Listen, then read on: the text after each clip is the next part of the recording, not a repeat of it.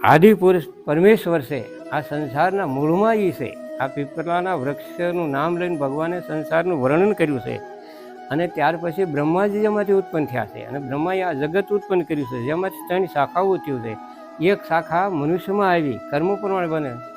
હું કીધું કર્મબંધીની મનુષ્ય લોકે, એટલે કર્મ પ્રમાણે અવતાર થાય અને સુકવણું થાય અને નવું ઋણ હોત ચડે, એટલે આપણે બધા ભેળા થયા એક ઘરમાં અવતાર લેવાનું કારણ શું છે? એકાબીજાનું કર્મ બંધાયેલું છે કર્મથી.